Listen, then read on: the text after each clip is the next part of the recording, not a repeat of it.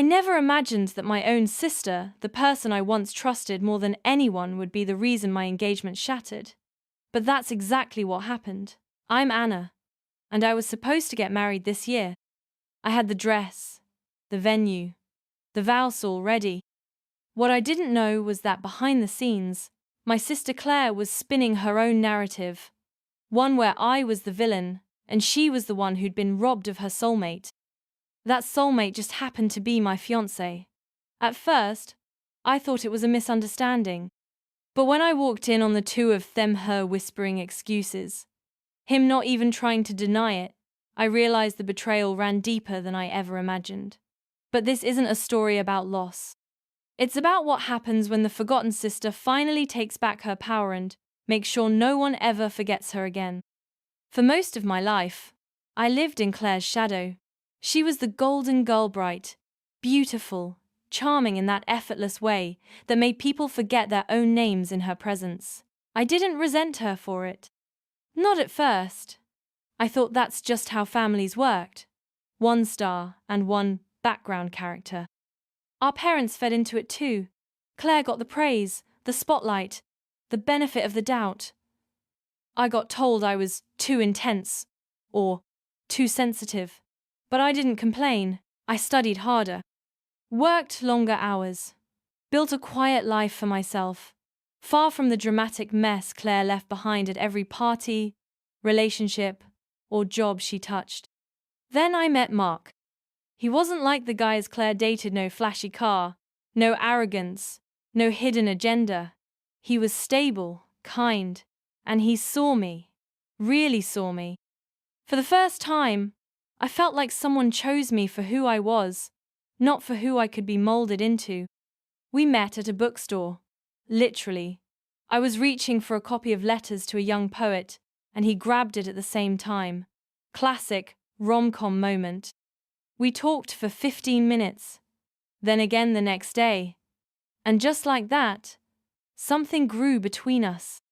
Claire didn't meet him right away. I kept it that way on purpose. I'd seen how she could absorb people. She'd smile a certain way, drop just the right flirty comment, and suddenly men would forget they were even in a relationship. I wasn't going to let that happen. So for a year, Mark and I quietly built something real. Movie nights, Sunday hikes, spontaneous takeout dinners. He even got along with my friends, another rarity. Then came the engagement. It was quiet and thoughtful. Just the two of us on a rainy afternoon, him nervously holding a tiny velvet box with shaking hands. I cried, obviously. Not because it was a surprise we'd talked about it, but because it finally felt like life was giving me something beautiful without strings attached. And that was my first mistake, believing it would stay untouched. The second mistake was telling my family. It was at Mum's birthday dinner and annual event, where everything had to be perfect. Claire wore a red silk dress that hugged her body like a second skin, and arrived 20 minutes late, of course. Everyone gasped and complimented her, while she did her signature modest smile, acting like she didn't soak it in. Midway through dinner, I made the announcement. Mark and I are engaged, I said, my fingers trembling slightly on my wineglass. Everyone congratulated us, even Claire, her voice sugary, her hug just tight enough to seem real. I'm so happy for you, she said. When do I get to meet him? I should have said never. But I didn't want to seem paranoid, didn't want to play the bitter little sister. So I smiled and said, soon. Mark followed me home that night. I was buzzing from the evening, caught in the glow of a future I believed in. He kissed my forehead, told me how lucky he felt. Meanwhile, I had no idea that Claire had already found his Instagram, already followed him from a burner account, already started sending him casual, harmless messages. Because when Claire wants something, she doesn't knock. She picks the lock and walks in like it was hers all along. And I left the door wide open. It started with a laugh. Mark and I were cooking dinner chicken marsala, his favorite. I was chopping mushrooms when he said, "Your sister's hilarious. I paused. Claire? Yeah, he said casually, flipping chicken in the pan. She sent this meme earlier, something about bookworms being closet party animals. I dropped the knife. She sent you a meme? He looked over, confused. Yeah? From some account called it Coffee Puns or something. Why? I dried my hands slowly. That's not her main account. She's messaging you from a fake profile. Mark frowned. Wait, what? I explained, trying not to sound as paranoid as I felt. Claire had a habit of using burner accounts. I'd caught her doing it before, checking up on exes, spying on people she had fallen out with. It was her way of being involved without consequences. Mark blinked at me, clearly uncomfortable. She's your sister, Anna. Maybe it's just her being friendly. But Claire was never just anything. I asked him to block the account. He agreed, but hesitated. That hesitation sank into my stomach like a rock. Still, I let it go. Told myself I was overreacting. Told myself I was imagining the way she looked at him across the dinner table the night they finally met. Too long. Too charmed. Mark didn't seem to notice. Or didn't want to. It was a month before the wedding when things escalated. I was at a bridal, fitting, sweating in tulle and lace, when my friend Lydia pulled me aside and whispered, Claire was at the aviary last night. With Mark. I laughed. No, she wasn't. Mark had a work event. She blinked. I saw them. She was touching his arm. I felt the air leave my lungs. I called Mark right there, still in the dress. He picked up. Voice calm. Hey, babe. What's up? Where were you last night? He paused. I told you. The fundraiser at the firm. Someone saw you at the aviary. With Claire. Silence. Then, she just showed up. Said she needed to talk. I sat down, ignoring the seamstress waving scissors nearby. About what? She said she was worried about you, he said carefully. That you're under a lot of pressure.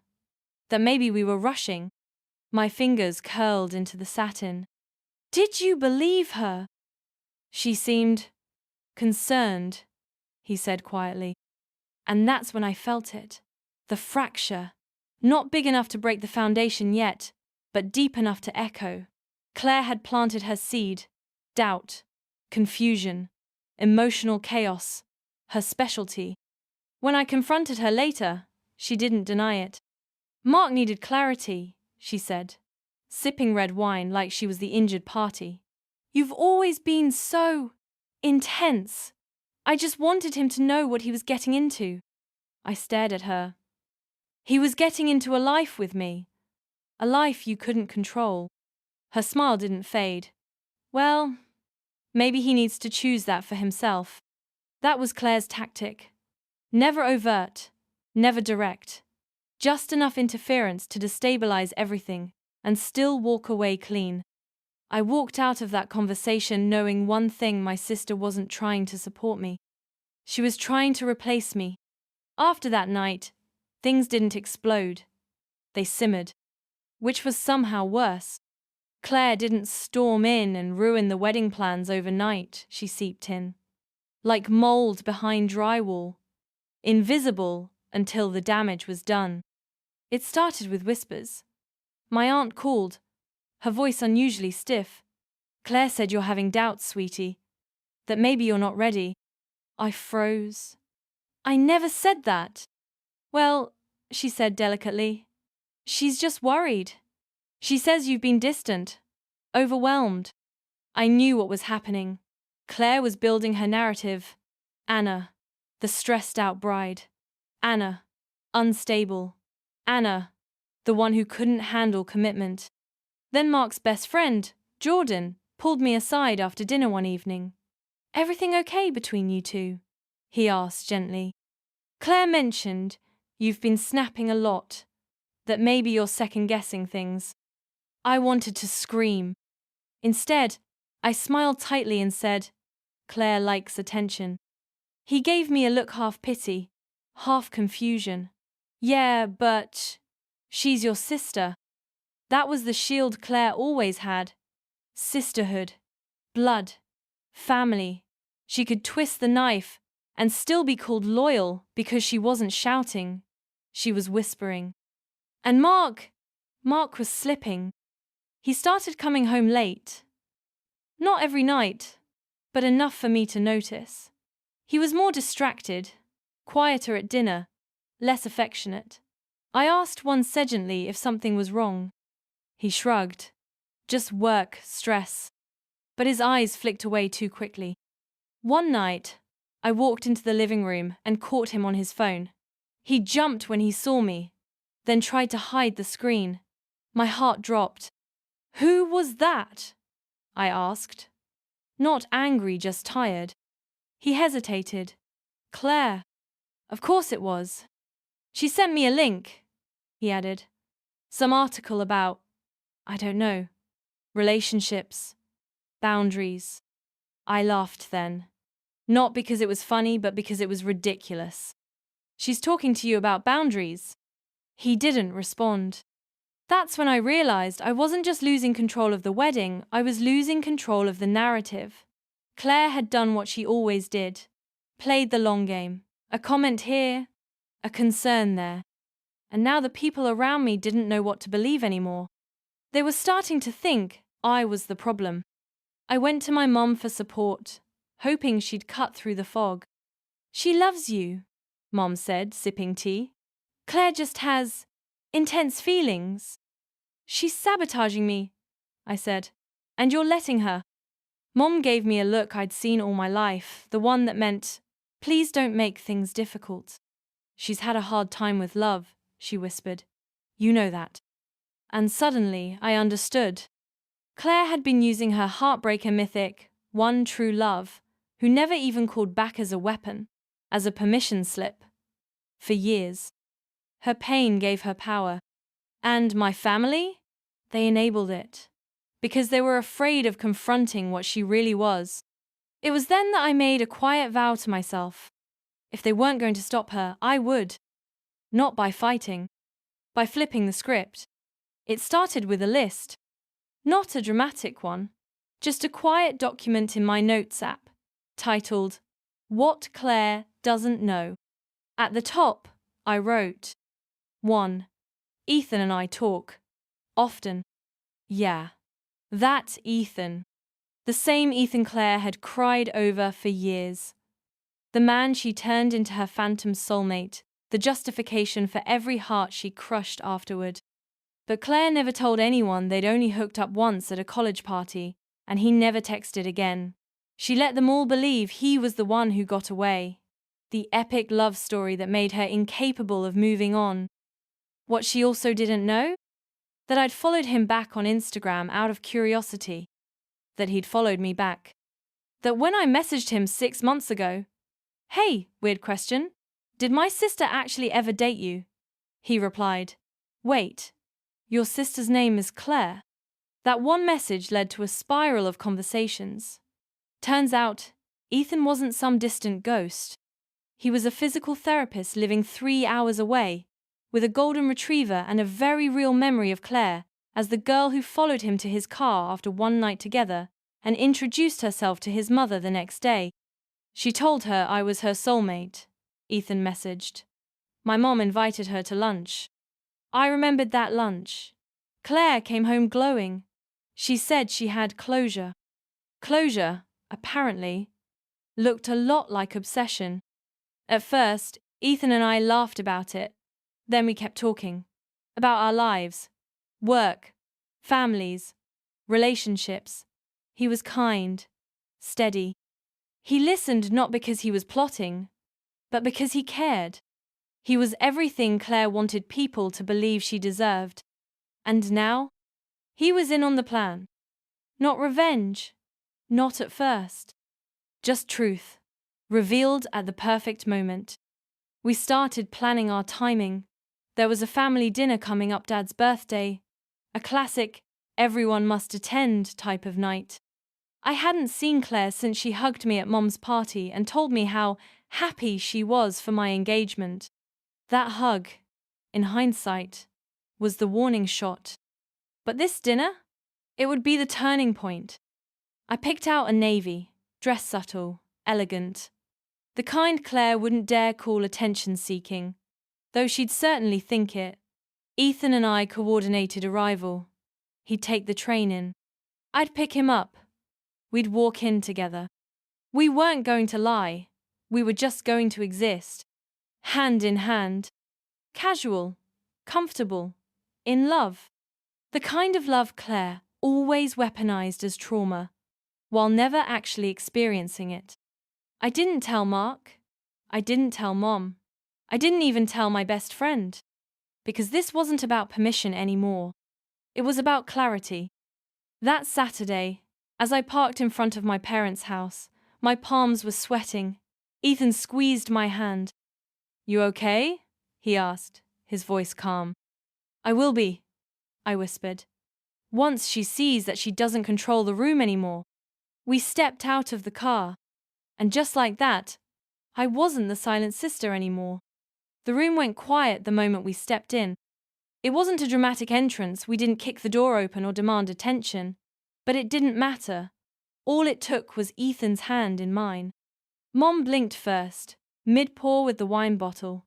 She stuttered, then smiled that tight-lipped smile she always used when she didn't understand what was happening but wanted to pretend she did. Dad looked up from the charcuterie board and gave his classic nod of approval. He probably thought Ethan was just a nice new friend. Safe. Respectable. Claire, though? She froze. Her expression didn't shift immediately. It was a second too long, just enough for me to register that she hadn't prepared for this. That her carefully curated script had no line for this scene. "Everyone," I said, keeping my voice even. "This is Ethan." Claire's wineglass trembled slightly. She didn't even sip, just stared. Ethan offered a charming, neutral smile. "Hi! It's really nice to meet everyone." No one knew what to say, except Claire, who finally forced a chuckle. "Ethan," she said, her voice lilting. "Wow, that's such a coincidence." "Is it?" I asked, head tilted. She blinked again. "I mean, I think we've met before, right?" She turned to him. Ethan nodded. Friendly but firm. "Briefly. Years ago. At a party, I think?" She laughed a little too loudly. "Right. That party." But Ethan didn't play along. He didn't give her a wink, or a memory, or an opening. Instead, he turned toward me and said, "You look beautiful tonight." Just like that, the focus shifted. We moved to sit down, and suddenly, I was no longer the afterthought sister who kept the peace. I was the woman with the man everyone was noticing, the man Claire couldn't stop looking at. Through dinner, she tried to engage him. "Do you remember that night in college?" she asked at one point, stirring her mashed potatoes like they held secrets. Ethan shook his head politely. "Not really. College is a bit of a blur." She faltered. "Really? That surprises me. It was kind of unforgettable." Ethan turned to me and smiled. "This dinner is unforgettable." That smile, it undid her. Claire's jaw clenched. She stabbed at her vegetables like they'd betrayed her. I caught Mom watching her with concern, but said nothing. No one did. This was the first time Claire didn't have the room in her grip, and it was killing her. By the time we reached dessert, she was visibly agitated, sitting back in her chair, crossing and uncrossing her legs, fidgeting with her napkin. Finally, she stood up. "Excuse me," she muttered, voice brittle. She walked quickly toward the hallway. I waited 3 seconds before following. She was in the guest bathroom, door closed, probably practicing another teary-eyed scene. I knocked once, hard. "What do you want?" she snapped through the door. I didn't raise my voice. "Just checking if you're okay." She opened the door fast, eyes already wet. "You're doing this on purpose." "What exactly am I doing?" She inhaled sharply. "You brought him here to humiliate me." "No, Claire," I said, stepping closer. You did that to yourself. Years ago. Every time you destroyed someone's happiness and called it trauma. Every time you used Ethan's name like it was a shield. But tonight, that shield cracked. Her voice trembled. He was mine. I tilted my head. Was he? Or was he just another story you made up to make yourself feel important? Tears spilled. You don't get it. You never get it. No, I said calmly. You don't get to rewrite this one. Not anymore. She stared at me. For the first time, speechless. And behind her, I saw it. The reflection of both of us in the mirror. Only this time, I was the one standing straight. The next morning, my phone exploded. Texts. Missed calls. Instagram tags. At the center of it all, Claire's late-night post. A black and white selfie, eyes swollen, mascara trails carefully visible. Caption: It's devastating to watch your own sister steal the only person you ever truly loved. Some people laugh while others bleed. Over 1,000 likes in 2 hours. Comment sections flooded with heart emojis and stay strongs. Her friends reposted it. Even a couple of our cousins shared it on their stories. And the worst part? Mom called. Not to ask what happened, not to check on me, but to ask me to understand. Honey, she said, her voice soft but clipped. Claire is hurting. She didn't sleep all night. She feels humiliated. Humiliated? I repeated, stunned. She slept with my fiancé and you're calling me to protect her feelings? She's fragile, Anna. You know that. You've always been the strong one. There it was. Again. The family's favorite excuse. Claire's fragile. Claire wasn't fragile. Claire was feral. She used tears like weapons and trauma like currency. She broke people and cried louder than them so no one questioned the wreckage. I didn't scream. I didn't explain. I just said, I see, and hung up. Because I did see. For the first time. They didn't want peace. They wanted me to keep absorbing the damage so Claire could stay innocent. But not anymore. That same afternoon, Ethan posted a photo of us at the family dinner. He captioned it, Sometimes love doesn't follow scripts. Sometimes it chooses who's ready. Comments rolled in. Friends who'd known Claire for years began putting the pieces together. A girl from high school. We all knew something was off with her stories. My cousin's old roommate. Finally, someone stood up to her. Even Ethan's college friend commented, So that's the Claire he warned us about. It wasn't a smear campaign. It was a mirror. Claire went silent online for 2 days. Then came the voice notes. Whimpering, screaming, pleading. You're ruining my life for revenge, she sobbed. I replied with just one text. No, Claire. I'm showing people how to rebuild after being destroyed. Something you never learned. Then I blocked her. Not out of cruelty, out of closure.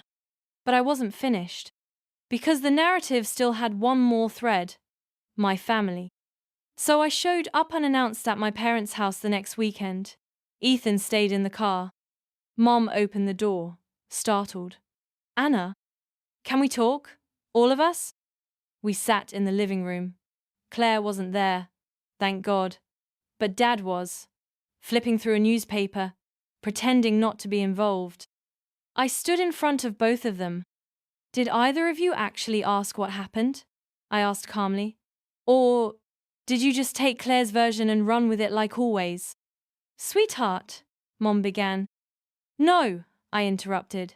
She sabotaged my engagement, lied to Ryan, manipulated him. You think that's love? She didn't lose a soulmate. She lost control. Dad exhaled sharply but said nothing. And you? I turned to Mom. You've watched her do this for years. To me, to Jess, to every girl who stood in her way. You call it heartbreak. I call it cruelty. Silence. Then Dad finally spoke. Why didn't you say anything sooner? I laughed. I did. You just listened to whoever cried louder. He looked down, and for once didn't defend her. I'm done, I said simply. Done cleaning up after her. Done shrinking so she can feel big. I walked out of that house feeling lighter than I had in years. And Ethan? He was waiting with a coffee in the car. You okay? He asked. I nodded. Not just okay. Free. Claire faded from conversation, from photos, from family chat groups. She moved to another city, according to Mom, for a fresh start. But I didn't follow up. I didn't need to. Because by then, my story had become about something else entirely. It had become about Ethan. What began as a calculated plan to shatter Claire's illusion had turned into mornings with burnt toast and soft kisses, dog hair on our clothes, coffee runs where we both forgot our wallets. The kind of ordinary joy no one posts about. One rainy Sunday, we were lying on the couch's golden retriever curled between us watching some forgettable documentary. I turned to him and said, "Did you ever think this would be real?" He looked at me without flinching. I never pretended. And I realized, neither had Enoch really. That night, he asked me over leftover Thai takeout if I wanted to move in. There was no big gesture, no ring, just, should we stop pretending your place isn't already mine too? I said yes. And just like that, we stopped living in the shadows of what Claire destroyed and started building something new. One evening, as we were hosting a small dinner with friends, one of them, Jess, who had known me since middle school, pulled me aside. "You look so different," she said. "Not just happier, solid, whole." I smiled. Because she was right. The cracks Claire had left in me had sealed themselves not with spite, but with truth. I didn't need validation from a family who only heard the loudest voice. I didn't need revenge to justify my pain. I had rebuilt myself brick by brick, and Ethan didn't rescue me. He simply stood beside me while I rescued myself. One night, I got a call from Ryan. I didn't pick up. The next day, he tried again. Then again. Ethan saw the name on my phone and didn't say anything, just raised his eyebrows slightly. After the third missed call, he said softly, "Maybe you should answer. Not for him, for you." So I did. We met at a neutral cafe. He looked older, tired. "I just wanted to say I'm sorry," he said, voice low. "Not just for what I did, but for not believing you when it mattered. I let the silence hang between us. You were the strongest person I knew," he continued, "and I let someone else tell me otherwise." I finally replied, "I don't hate you, Ryan. I just don't need you anymore." He nodded. "Are you happy?" "I am," I said truthfully, "more than I've ever been." And that was that. As I walked out of the cafe, I felt no need to look back. Weeks later, my mother invited me to lunch. Just the two of us. She looked older. Not fragile, just human. "I was wrong," she said, hands wrapped tightly around her coffee cup. "I thought loving Claire more would fix her, but all I did was break you." "I'm not broken anymore," I told her. "But I won't pretend it didn't hurt." She nodded, tears welling up. "Can I try again, as your mother?" I looked at her. "We can try, but it'll take time." And for once, she didn't try to rush forgiveness. She just said, "I have time." That night, Ethan held me as I told him everything. "How do you feel?" he asked. "Like I finally stopped bleeding for people who never tried to stop the cut." He kissed my forehead and whispered, "You're not just brave, Anna. You're free." And I was. Not because Claire apologized. She never did. Not because Ryan regretted. He should. Not because my family changed. Some things won't. But because I no longer needed their version of the story to feel whole. I had written my own. And it began the moment I stopped asking for love from those who rationed it and gave it freely to someone who never made me beg.